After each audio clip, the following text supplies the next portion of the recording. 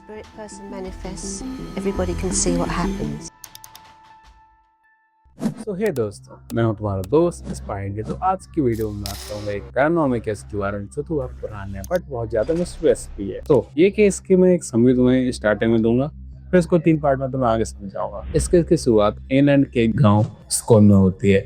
उस टाइम 1903 में साइंटिस्ट ने आत्माओं के बारे में जानने की कोशिश करी। तो इस को जानने के लिए वहां पर एक एक्सपेरिमेंट किया गया जो लगभग 5 साल तक चला। और इस केस के बीच में बहुत सारी ऐसी चीजें हुई जिसको देखने के बाद साइंटिस्ट ने भी आत्माओं का यकीन करना चालू कर दिया और मान लिया कि मरने के बाद भी एक दुनिया होती है। बट इस केस में क्या हुआ, इस केस को बंद क्यों कर दिया गया और इस केस के विक्टिम कौन कौन थे, इसके बारे में मैं तुम्हें इस वीडियो में बताऊंगा। तो प्लीज वीडियो अगर पसंद आए तो सब्सक्राइब करना और अगर ना आए तो कमेंट्स में लिख देना। तो चलिए बिना किसी देरी के करते हैं आज का अपना वीडियो शुरू। हमारी एक्सपेरिमेंट की शुरुआत होती है रॉबिन एंड सैंड्रा नाम के एक कपल से, जो भी चाहते थे कि वो आत्माओं से कॉन्टेक्ट करें और आत्माओं के बारे में ज़्यादा से ज़्यादा जानें।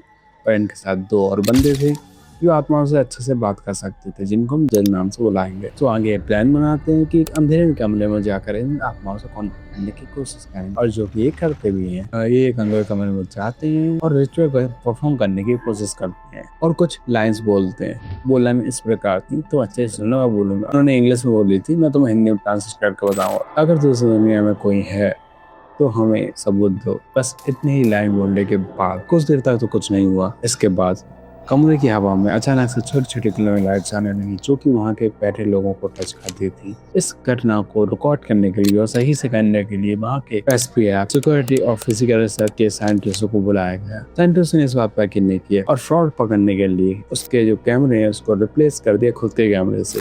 एक सील पैक कैमरा निकाला और उसमें एक लॉक कार्ड फंसा दिया कि आगे जाकर किसी को इस कार्ड को चेंज ना कर दे। इसके बाद एक्सपेरिमेंट चलता है और उस कमरे को किसी को हाथ लगाने नहीं दिया जाता। बट जब एक्सपेरिमेंट खत्म होता है उस कैमरे के भी को चेक किया जाता है तो वो साइंटिस्टों के होश उड़ा देती है। कैसे? उस फिल्म पर अचानक से पुराने जमाने के स्क्रिप्ट्स, टेक्निकल डायग्राम्स और अजीब चीजों के प्रिंट अपने आप बन चुके थे। जैसे जैसे मैं बढ़ता गया उस कमरे में आने वाले आवाज में उन्होंने बताया कि वो सिर्फ आत्मा ही नहीं बल्कि दूसरे डायमेंशन की बीइंग्स हैं, और जो वो स्कूल पर प्रिंट आउट भेज रहे हैं वो एक ऐसे डिवाइस के प्रिंट आउट हैं जो साइंटिस्टों को एक डायमेंशन से दूसरे डायमेंशन में कनेक्ट करने के लिए हेल्प करेंगे।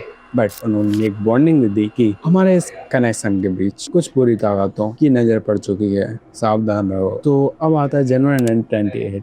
एक लास्ट सीटिंग के दौरान कमरे का माहौल अचानक से चेंज हो जाता है। उस कमरे में से एक मॉलिसिस एनर्जी की वाइब्स आने लगती हैं, जो भी उस कमरे पे अटैक कर देती हैं। कमरे में रखी फिजिकल चीजें जैसे ऑब्जेक्ट, चेयर, ब्रेंच हवा में उड़ने लगी और उस कमरे में बैठे लोगों पर फेंकने लगी। लोग दूर दूर से चीखने लगे और उन्हें लगा कि अगर ये एक्सपेरिमेंट बंद नहीं किया गया तो कमरे में बैठे सारे लोग मारे जाएंगे। सो उस रात रॉबिन और सैंड्रा ने इस एक्सपेरिमेंट को हमेशा के लिए बंद कर दिया। इस एक्सपेरिमेंट के बाद साइंटिस्ट ने भी माना कि मरने के बाद भी एक दुनिया होती है जहाँ पर लोग चाहते, पर वो आत्माएं थी या किसी और दुनिया की बीइंग्स, इसका पता नहीं लगा जा सका। आपको क्या लगता है? इस कमेंट सेक्शन में मुझे बताना, और अगर वीडियो पसंद आई तो चैनल को सब्सक्राइब करना और वीडियो को लाइक करना, मुझे सपोर्ट करना। आपके सपोर्ट वजह से मैं ऐसे और एक्सपेरिमेंट लाता रहूँगा। अगली वीडियो किस टॉपिक पर चाहिए मेरे कमेंट्स में बताओ। Thank you for watching.